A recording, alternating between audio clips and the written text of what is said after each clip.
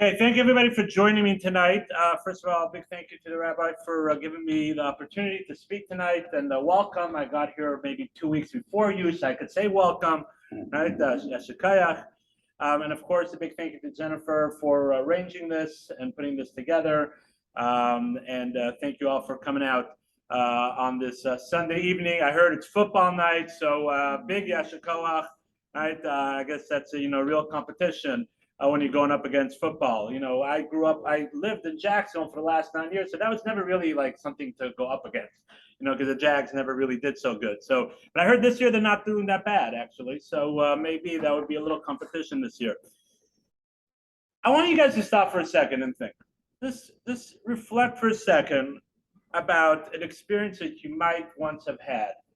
Going into some store, hearing something on the radio, right? Talking to someone by Kiddush or someone coming to your house, and they're talking to you like this thing is a piece of cake.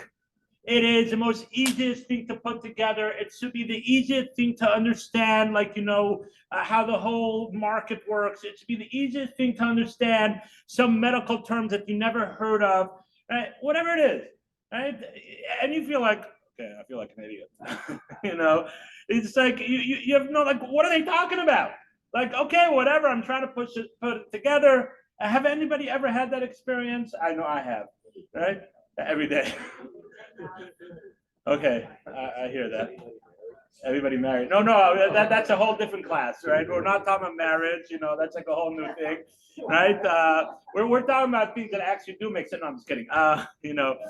But it's something that happens all the time. And if you look at this past week's Torah portion, this I want to start off today's topic. And if you look at last week's Torah portion really, not this past week, last week's, right? Really, it says something that seems so easy, seems so, okay, got it, right? They even made a song out of it, right? But really, if you stop and think about it, it's probably one of the hardest things to accomplish. And I feel like an idiot. What is it? If you look at last week's Torah, 2 weeks ago, Torah portion, Moshe speaking to the Jewish people about tshuva, about repentance. And what does Moshe say? He says, oh, lo b'shamayim, it's not in the heavens, right? Lo me'eva yam, it's not the other side of the river or the ocean. Right? It's not here, it's not there. But where is it? It's easy, it's in your heart, it's in your mouth, it's easy to do. And Moshe makes it seem like, guys, like, whoa, what's wrong with you guys? This is simple. It's as easy. It's not, you don't have to go to college for it, right? You don't have to have some PhDs. You don't even have to go to the yeshiva. And you don't have to do anything. It's a simple thing. It's a simple thing to do. The commentaries ask, it's not easy. It's not easy. It's a hard thing, tshuva. Repentance is extremely hard. So what is Moshe Rabbeinu talking about? Why does Moshe Rabbeinu say that it's an easy thing to do? But it's not. I feel like that guy, that is listening to some conversation about I don't know what, and I'm like feeling, okay, I must be an idiot. What's going on over here? So the commentaries explain something very powerful. And with this idea, I'd like to go into an understanding of Kippur from a different perspective. Commentaries tell us that, of course, tshuva is not an easy thing. That's not what Moshe is saying. Moshe is not saying that it's easy. He didn't say, oh, guys, right, lo me'eva, it's not the other side of the river, it's not here, it's not there, but you guys are idiots. Come on, tshuva is an idiot. It's an easy thing. It's a davar kal. Never said that. What does he say? He says, b'fivcha levavcha la'asoso. Moshe Rabbeinu is telling Klal Yisrael, the Jewish people, that if you want to connect to tshuva, if you want to connect to repentance, I hate that translation for another time, why? Right? Very Christian translation.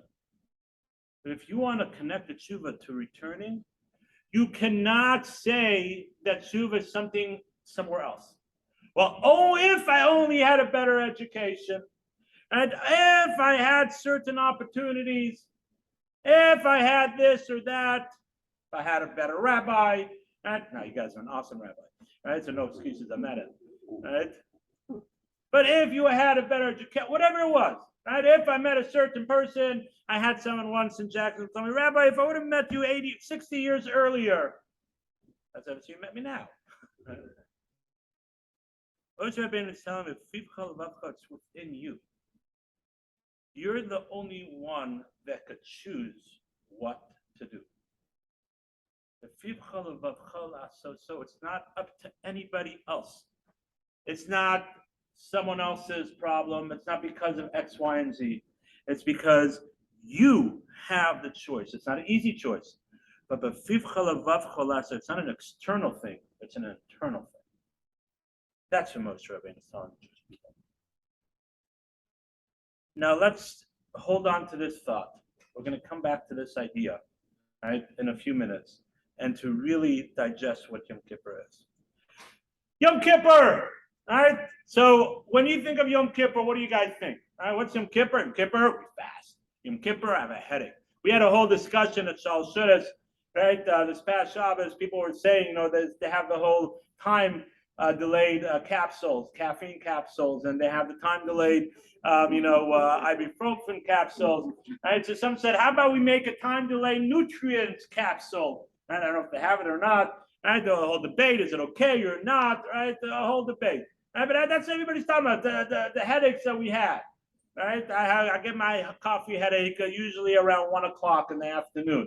Right, like right around like Nissan Tokef, like fakes, So that's what Yom Kippur, we can't wear leather shoes, right?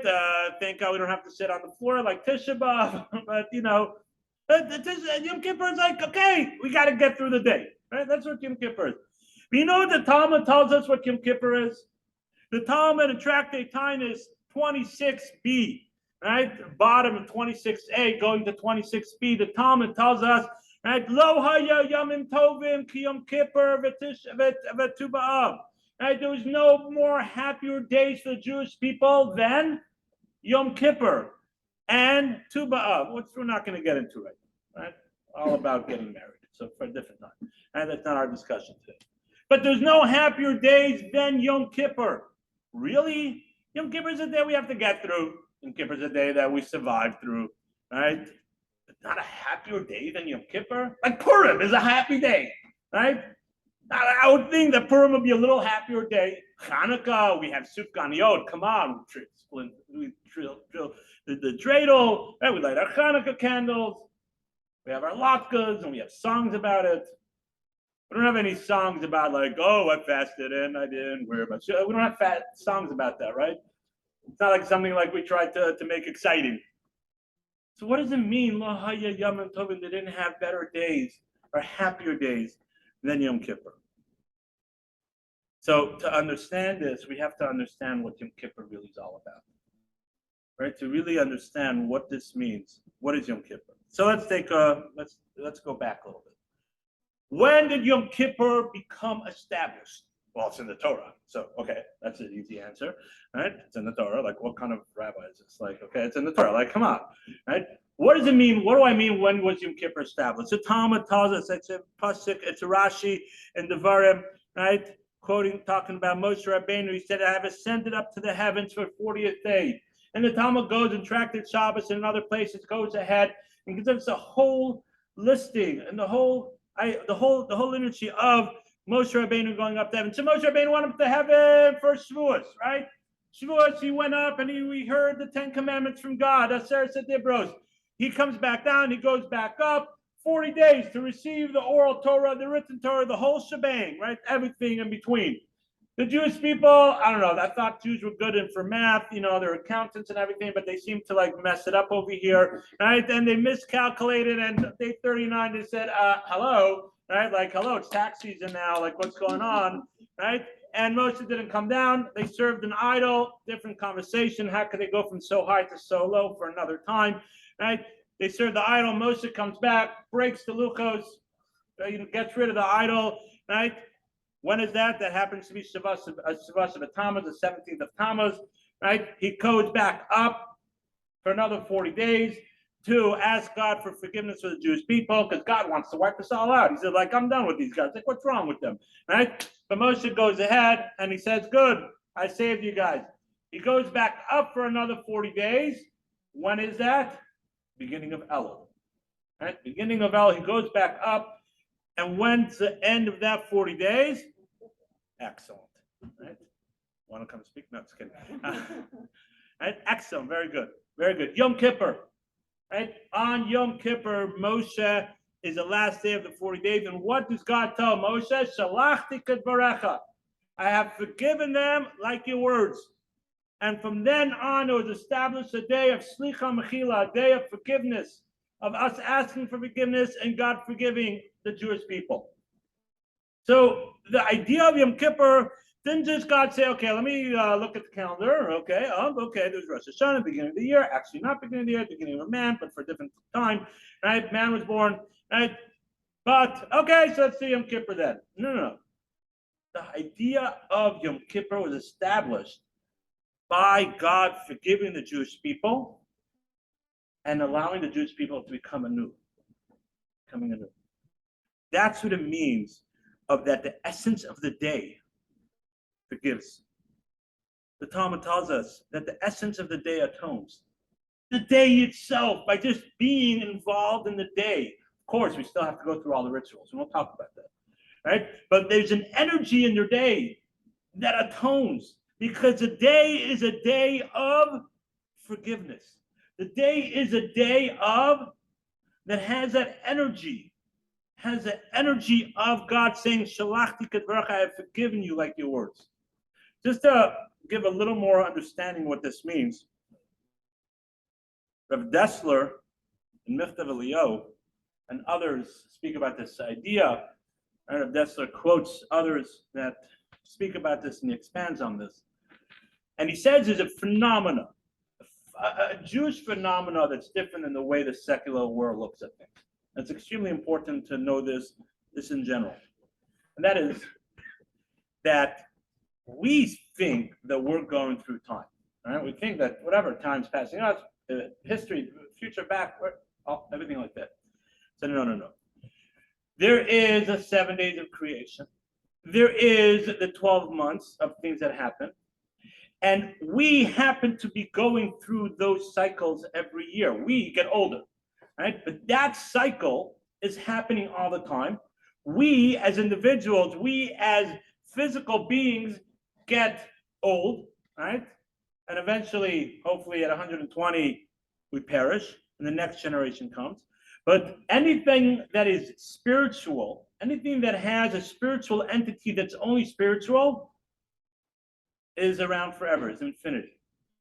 It's infinity, right? There's no concept of aging, no concept of time. Time is a physical manifestation that God created when he created the world. But spirituality is not governed by time. The essence of the world, the spiritual things that are in the world are happening every year over and over again. The Exodus of Egypt, the energy of the Exodus of Egypt, we're not celebrating, oh, our forefathers went out of Egypt. It's true. But what we're doing is we're saying, Ki'ilu ayinu al Yashem. It's as if we were there. What do you mean, as if? Okay, we walk around, we put the match on our back, whatever, we do different things. But really, on a deeper level, we are really connecting to the energy of Chayrus, of freedom.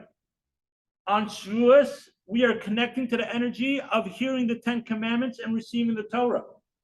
And on Yom Kippur, we are connecting to the energy. There's an energy of the day of forgiveness, of Moshe hearing from God saying, Salachti kedvarecha, I have forgiven the Jewish people. The whole day has this energy to it. It's a mind-boggling thing. You know, I just to show, I believe, because of this energy, I believe that this is why there's so many Jews across the world that might be so unaffiliated that they don't come the whole year, right? They do X, Y, and Z, and everybody knows Jews that are unaffiliated. But for some reason, they come to Kol Nidre. For some reason, they pop in sometime during the high holiday, during Rosh Hashanah, Yom Kippur. Why? And I asked them, well, what's wrong with you? Like Yom Kippur of all days? Like Purim, come on Purim. Like, come on, right? Hanukkah, have latke, right? But Yom Kippur is when you come. Why is that? And I believe, and I've heard others say similar things, but I believe it's because there is such an energy of spirituality on this day that our Pintalayid, you guys heard this terminology, Pintalayid?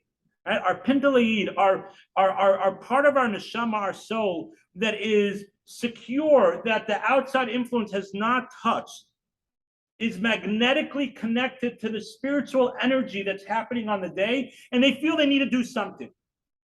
We call it Jewish guilt, right? But it's not. It's a spiritual awakening that our neshama is just like magnetically connected to the energy of the day, that we have to do something because it makes no sense. If you really think about it, yes, shuls won't have any money because then they won't sell their receipts, right? Okay, but but really, it makes no sense. Why Yom Kippur of all days? It's because there's an energy of the day. That's what it means. Just to bring an example, a realistic example, the energy of the day, their neshama is seeking something. They're seeking. They come for an hour. They come for 20 minutes. They're coming for something. They come for half the day. But they're seeking something. I heard this unbelievable story.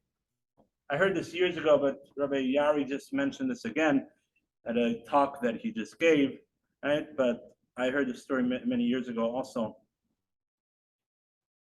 There's a boy, right? Let's just call him Chaim. Chaim's a good Jewish name. Right? Let's call him Chaim. Chaim was a boy in Germany, right? He was one of the kids on the Kindle, on the Express, with all these kids being taken out. Right? Thousands of kids were saved with a deal from Germany and England. Right? He gets shipped off to England. He gets put up in some orphanage or something, and he just can't console himself. Every day he's crying. He wants his parents. He wants his parents. He can't console him. No one could console him. Every day he's crying. We can't imagine what he's going through. One day he hears that King George is coming with his carriage, coming through the town. He would do that every once in a while, go to the countryside and come by. And he heard that King George came, and all of a sudden he stopped. Right? He stopped crying. He puts himself on the line, right by where the parade is supposed to go by. And as King George's carriage is driving by, he hops the fence. I don't know if there's a fence, but he hops the fence, right? And he runs to the carriage, right? Before the Secret Service, but I guess his guards, right? They grab him. But King George hears there's some commotion going on. He says, "What's going on?" He said, "This kid jumped the fence and he was coming to the carriage." So I guess King George was intrigued, right? So he said, "Come in." I said, "Come in." And he comes in. I'm going to finish the rest of the story, the most powerful part of the story, a little later. But I want to bring out a point just from this part of the story. Who had the power to get all the guards to move away? George. He says, "Come in. It's okay." He was in the embrace of the king. That's it. Doesn't make a difference what all the guards said. Doesn't make a difference what kind of hat they have on their head or what kind of spear they have in their hands. The king said it's okay. He's allowed in. He's in my embrace. He's in my inner circle. That's it. No one else could touch him. No one else could touch the kid. That is the same thing of Yom Kippur. We are in the embrace of God. We are in God's embrace on Yom Kippur. There's an energy where God said, "Guys, I forgive you. No guards, no angels, no nothing could touch you. You guys have the opportunity to ask me for whatever you want.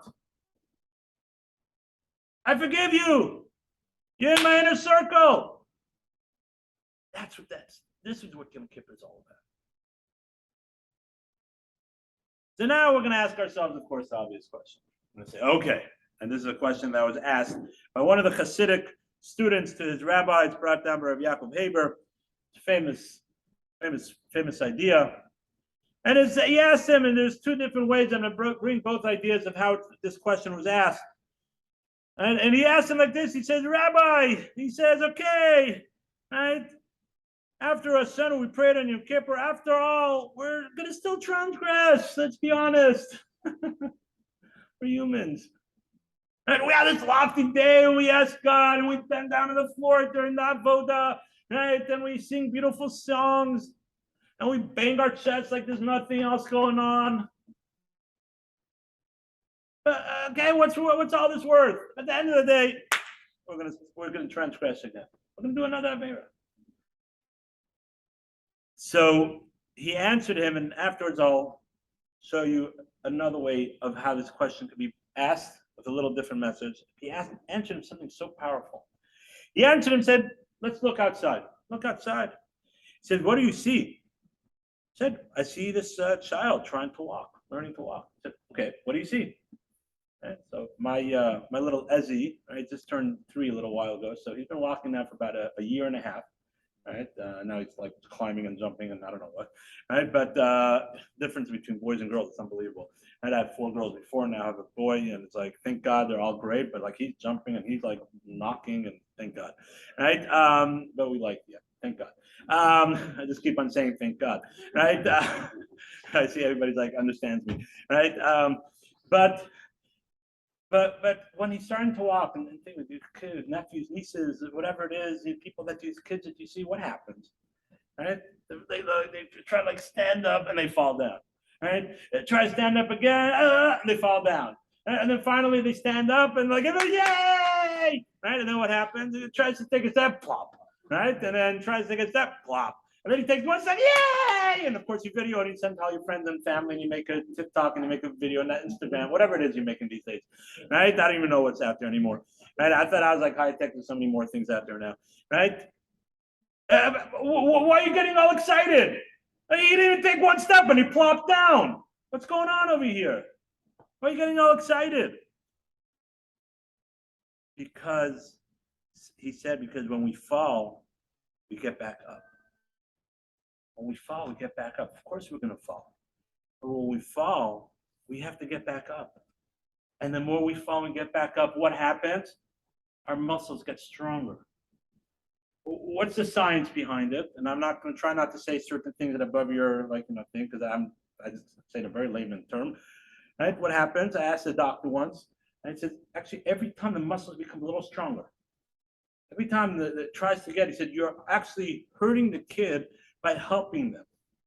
And actually, you're not allowing the kid to develop properly. You have to let them fall. You have to let them try to get back up. You have to let them fall and try to get back up.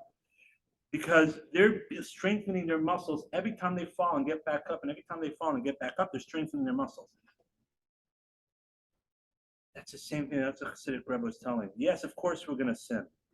Right? But every time we fall, right, God gives us the opportunity to get back up again a second time. And it's not only does he allow us to get the opportunity to get up a second time, what happens? We get stronger. We get stronger. And then we finally get stronger. As King Solomon said, Sheva Yipol Tzadik V'Karma, Tzadik falls down 7 times. Commentaries ask, what's up? The guy falls down 7 times. Why is he a Tzadik? Right? Come on. And of course, it's a metaphor for 7 days of the week. Right? He's falling. Say the commentaries is because since he gets back up, that's what makes him a tzaddik. It's not where he's holding. It's his journey. If he takes one step up, when he falls, he realizes a mistake and says, okay, gotta fix that. I gotta, make sure that I don't go down that street because it's my favorite non-kosher restaurant. I'm gonna try not to drive down that street this time. Right? I'm gonna try to make sure that before Shabbos, turn on my timers because I don't want to be tempted to turn off my oven because that's where I'm holding right now. So make sure I put a timer on. Wherever one's holding. Another person's make sure they put a timer on their watch to go and learn another block Gemara, another page of Talmud. For someone else, it's to make sure they give their 10%. Wherever we're holding, we all have different challenges. But we have to make sure that we realize we're taking that next step forward. Because it's not the destination, it's the journey. We just have to make sure that we're getting forward and we're getting stronger. That's the lesson from the kid.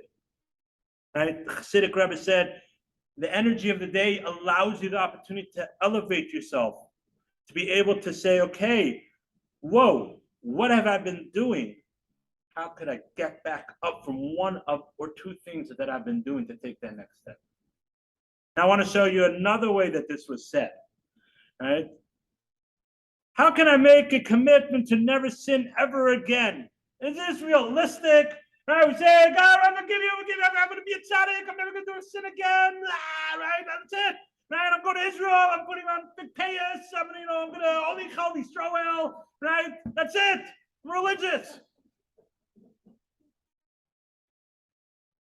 Right? How can we say that? And so the answer is similar, same idea with the child, right? But when the child gets back up, does the parent, what's the parent's reaction? Now let's look from the parent's perspective. And what's the parent's reaction? They get all excited, right? Yay, you fell, right? Yay, you're getting back up. Hey, you idiot, why are you falling, right? Get back up, right? That's not what we do. Like, oh, don't you know how the legs work? And no, like, no, we do, right? Right?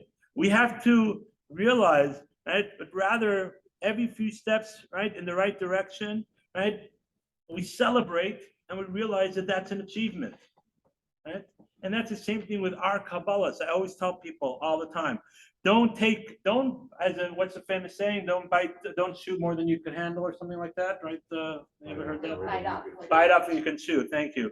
Right? Bite off more than you can chew. Right? Thank you. Right? My mother told me that all the time. Right? Right?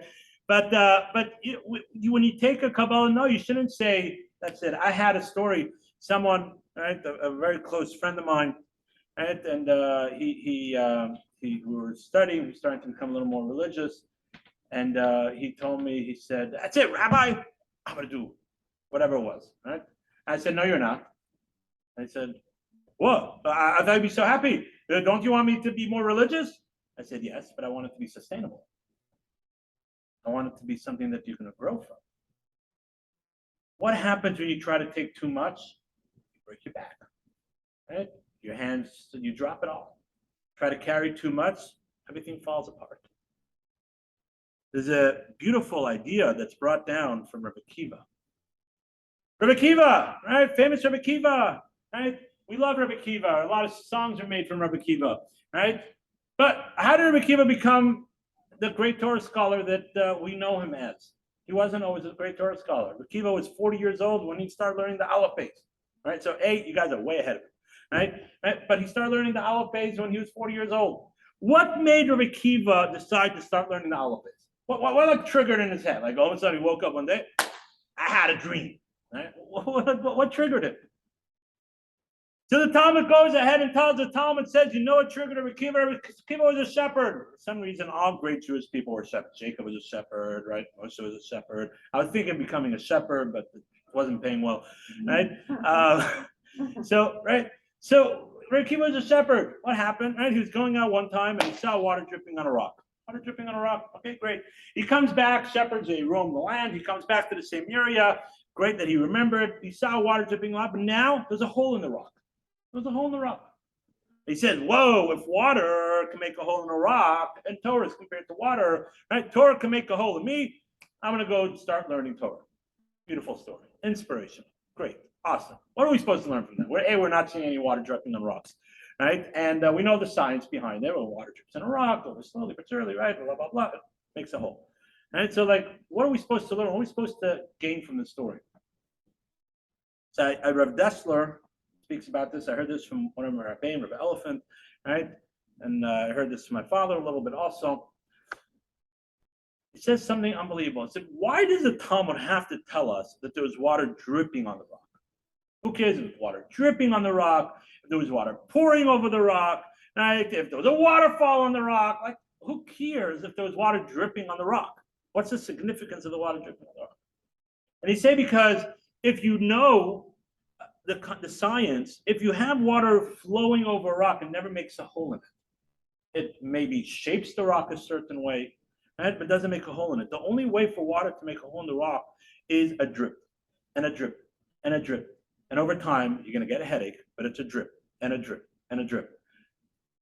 Because every small little one builds off the next drip, and it makes a little dent, waits a second, makes another indent, makes another indent. Say the commentaries I heard from Rebbeim, I saw it brought down in different ways, that what Rebbe Kiva learned from that story was not the idea of the water making a hole in the rock. Yes, Torah, you compared it to Torah, it's true. But the idea that he learned from that story was that it takes time to make a hole in the rock. And it's one small little Kabbalah, one small little thing that we take on. We strengthen that, and then we build on that, and then we build on that, and then we build on that.